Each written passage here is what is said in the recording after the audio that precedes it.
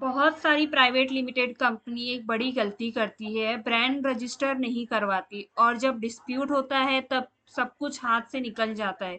इस वीडियो में हम जानेंगे कि ट्रेडमार्क रजिस्ट्रेशन क्यों जरूरी है और कैसे अप्लाई करेंगे step by step. How to apply trademark registration for the private limited company. In India, private limited company are one of the most common business organization. Once you have incorporated your business, it becomes a separate legal entity under the law. The first step is to apply for the trademark registration for private limited company to protect the brand. A trademark will be protect any business name, logo, slogan, tagline so that any competitor cannot use or duplicate the same business name.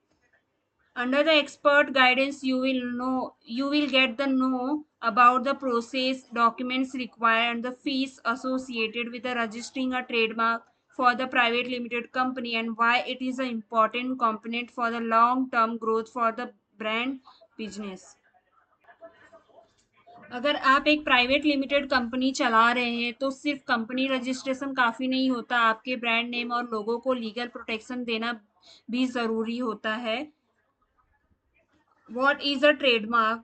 A trademark may consist of the word of words and symbol, a design, the pairs, and any combination and variation of these. And the trademark identify one company's goods and service from those of its competitor and the serve to identify the goods and service of that company in the context of the private limited company. The trademark may include the name of the company, the logo or brand symbol, slogan, and the tagline used in the connection with the company's service, goods, and the packaging design for this example. मतलब कि इसमें जब ये trademark एक legal protection होता है जो आपके कंपनी नेम, लोगो, स्लोगन या ब्रांड आइडेंटिटी को सेव करता है। इसका मतलब कोई कॉम्पिटिटर आपका नेम कॉपी नहीं कर सकता है। प्राइवेट लिमिटेड कंपनी क्यों ज़रूरी होता है? जैसे कि इसमें हो गया registering a trademark grant a legal ownership recognise and give your consumer confidence in the what they are buying from you and any private limited company. Trademark registration should be considered by the default for few reason. जैसे brand protection हो गया, इसमें जैसे कि आपको आपके brand को legal protection मिलता है। लीगल स्ट्रॉन्ग मतलब कि मार्केट में ट्रस्ट और प्रोफेशनलिज्म बनता है, ब्रांड की वैल्यू और गुड्स विल इंक्रीज होती है। ट्रेडमार्क बिल्ड गुडविल मतलब कि इसमें जो रहेगा आपका जो गुडविल है वो इंक्रीज होता है मार्केट में।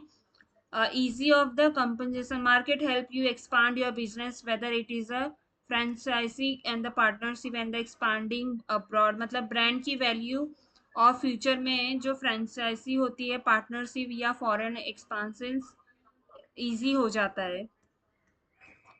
Who can apply for the trademark registration in a private limited company?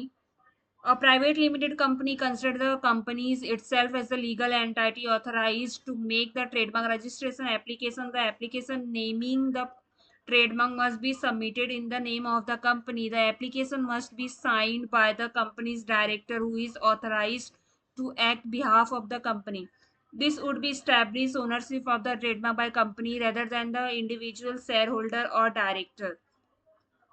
मतलब इसमें क्या होता है, ट्रेडमार्क क्यों अप्लाई क्यों मतलब करना चाहिए। जैसे प्राइवेट लिमिटेड कंपनी के केसेस में होता है कि कंपनी खुद एप्लीकेंट होती है, एप्लीकेशन ऑथराइज जो होता है वो साइन डायरेक्टर उसका करता है।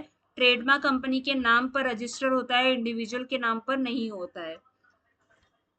स्टेप बाय स्टेप अभी ट्रेडमार्क प्राइवेट लिमिटेड कंपनी को कैसे फाइल कर सकते हैं।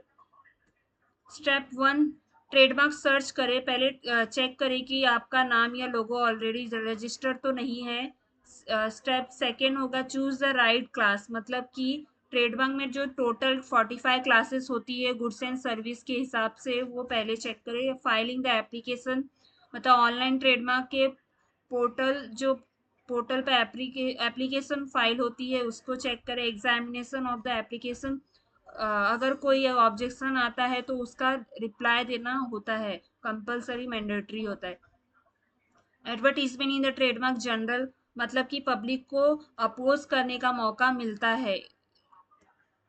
Trademark registration certificate, if no objection opposition occur, the registrar issue a certificate and the company